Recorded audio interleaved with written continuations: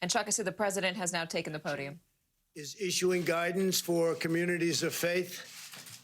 I want to thank Dr. Redfield and the CDC for their work on this matter and all the other work they've been doing over the past, what now seems like a long period of time.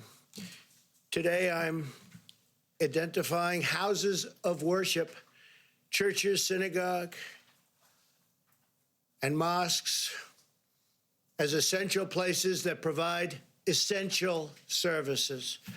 Some governors have deemed liquor stores and abortion clinics as essential, but have left out churches and other houses of worship. It's not right. So I'm correcting this injustice and calling houses of worship essential. I call upon governors to allow our churches and places of worship to open right now. If there's any question, they're going to have to call me, but they're not going to be successful in that call. These are places that hold our society together and keep our people united. The people are demanding to go to church and synagogue, go to their mosque. Many millions of Americans embrace worship as an essential part of life. The ministers, pastors, rabbis, imams, and other faith leaders will make sure that their congregations are safe as they gather and pray. I know them well. They love their congregations. They love their people. They don't want anything bad to happen to them or to anybody else. The governors need to do the right thing and allow these very important, essential places of faith to open right now for this weekend. If they don't do it, I will override the governors. In America, we need more prayer, not less. Thank you very much. Thank you.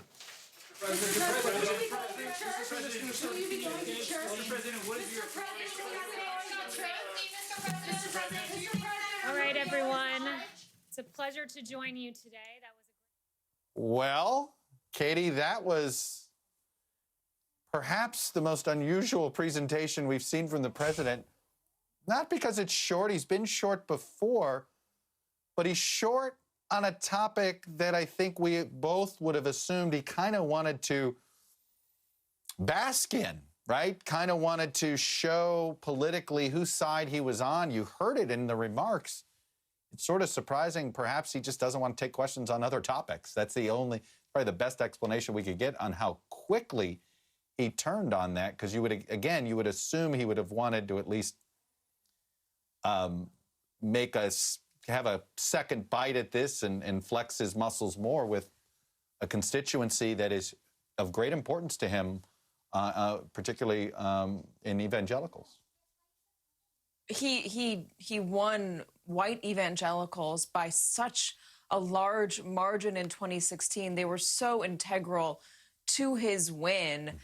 It is a constituency that he needs to maintain if he has any hope of winning re-election in November. Yeah, but you're right, Chuck. So confusing that he would come out, make that statement, and then just walk off. I guess it is an indication of I don't know, maybe it's an indication that there is real concern over what the president says in public now, maybe wanting to keep him a little tighter, a little bit more controlled. Given all of the gaffes and the bizarre recommendations that he's made in these looser settings.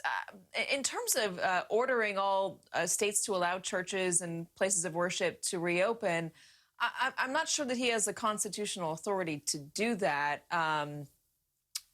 Governors have the authority to close what they want. Also, when he talks about essential businesses, yes, exactly. And when he talks about essential businesses like liquor stores, yeah, some liquor stores have remained open, but you can't go into a liquor store and linger there and mingle with the crowd and sit next to people. You're going in and out, and same with supermarkets, et cetera, places of worship. And there are a lot of people out there who would find great comfort in going to their place of worship. So I'm not trying to cast a pall on that. But when you do go to a church or a mosque or a temple, I hear your dogs there, Chuck, you're sitting close to people, and you're in an enclosed space for a long time, and that does heighten the risk even with precautions taken, it can heighten the risk if this is an airborne disease, if you're in a room for a long period of time with a lot of other people.